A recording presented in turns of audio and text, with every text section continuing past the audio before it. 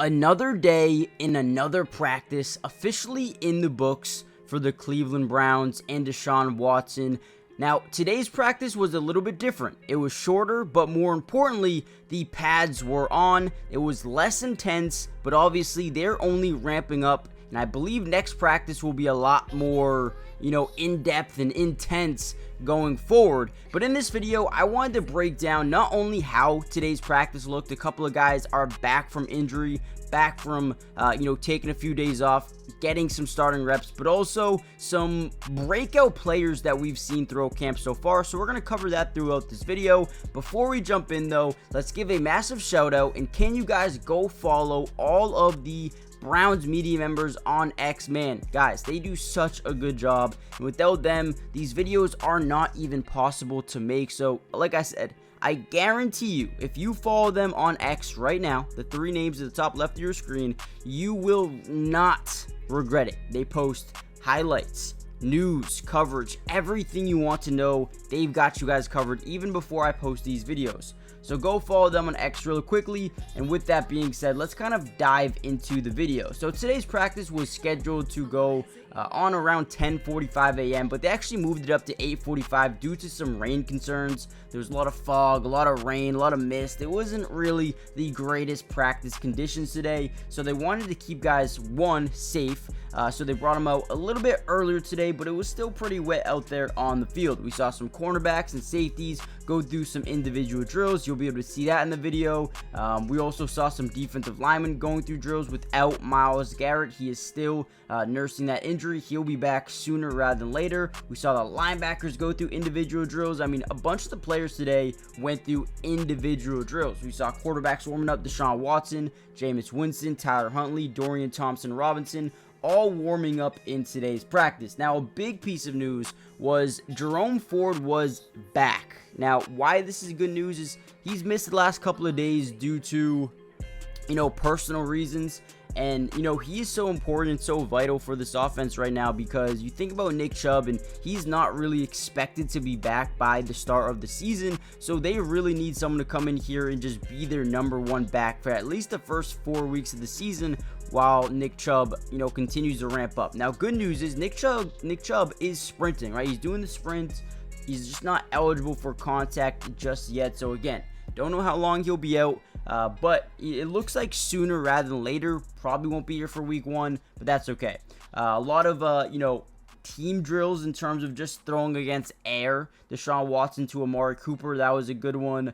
We got to see more of Jerome Ford out the backfield. Njoku catching some passes from DeShaun Watson. And again, all of these clips should be in the video, so you guys will be able to see that. We're going to see linebackers go through drills, and also like a little bit of a walkthrough going through, some plays. JOK was out there. And then in terms of guys who were not on the field today, Zadarius Smith, I think he had a personal reason. We had Mike Hall, DeJuan Jones not seen on the field as well. And, pretty much after 45 minutes to an hour, they were done, man. The first day of pads is in the books. It was more of a conditioning, a shorter schedule. But they're going to get acclimated, man, and things will be really fun on Tuesday, tomorrow. So make sure you guys stay tuned for tomorrow's video. Today, we're just going to go through 4 early standouts of the Browns training camp. And that will be it for today. So guys, keep in mind the highlights you see are from today and yesterday's practice. So keep that in mind as well. Before we get into the standouts over the last couple of days, do me a favor, guys. Hit the like button, but also subscribe to the channel if you're new. It is free. It doesn't cost anything. And we will be covering the Browns throughout the entirety of training camp, preseason, regular season, breaking down everything you need to know from film review. On actual game day, we're going to be live streaming some games, watching the Browns play on my Twitch. So if you want to watch that, you can find it at Matty Dubs with 3 S's on Twitch, or the link is in the description below as well. And then obviously we're going to be covering the rest of training camp, every single practice from here on out. So again, make sure you guys join the family. With that being said, let's kind of talk a little bit about some guys who have been standing out throughout all of training camp so far. Now, a guy like Cedric Tillman to me has really made a name for himself, with Jerry Jeudy being sidelined with an injury, Amari Cooper missing the majority of OTAs and mandatory minicamp.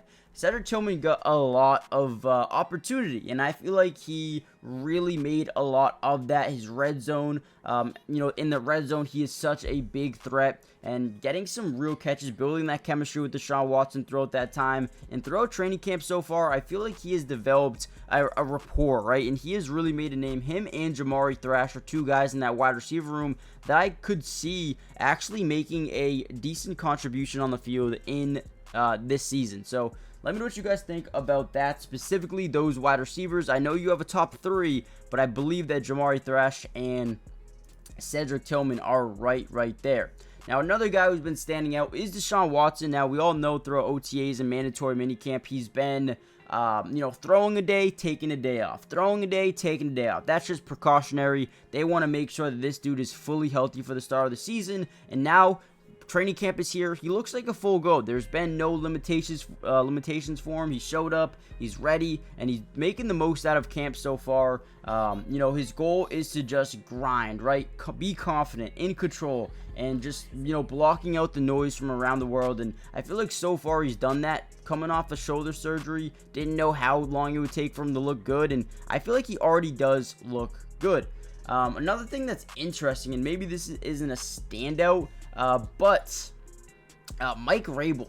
Mike Rabel has been over here just absolutely, being a leader. I mean, he is helping the tight ends so much, the offensive line a little bit here and there. I mean, he is helping where he can help, and that was a major takeaway for me because they got this guy, for basically cheap. He's a consultant over here, former head coach, a former player. This guy not only brings a good mentality, but a coaching experience that you just would want on your football team. And, shout out to Mike Rabel because I always see him working with the tight ends, getting in work, putting in work, and helping these guys become more and more deadly. And, if these guys could be good in the run game, blocking wise, Nick Chubb, Jerome Ford, Nyheim Hines, Dante Foreman, I mean, these guys are going to have a lot of room to run. We also have a lot of guys on the PUP list. The Browns are probably in the worst case scenario, not worst case scenario, but like they have a lot of guys not practicing, a lot of starters, including Jedrick Wills, Jack Conklin, Nick Chubb, Dalvin Tomlinson, Greg Newsome. You have Nyheim Hines, DeAnthony Bell. So many guys not practicing right now. They will get healthy, and that will be good news going forward. A lot of the younger guys getting reps right now. And Mike Hall Jr. is another one who has looked really good throughout, his reps so far. And I'm excited about what he can do. You have Nathaniel Watson, who's been standing out. A couple of, rookie defensive players that have been drafted in the 6th and 2nd round. And I think those guys are, consistently making progress and getting better each and every single day to potentially play on the field next season. And then if I had to name just one more guy who's looked really good throughout camp so far, it is no other than Amari Cooper. Amari Cooper and DeShaun Watson are just, the connection's there, man. The connection's there. Not really too much to say because we know how good of a wide receiver he is, but the connection is really, really building right now, and you gotta love it. So, guys, do me a favor, hit the like button, subscribe if you're new, join the family. A better video tomorrow with more 7-on-7s, 11-on-11s, contacts. Tomorrow will be fun. So, join the family, and I'll see you guys in tomorrow's video. Peace.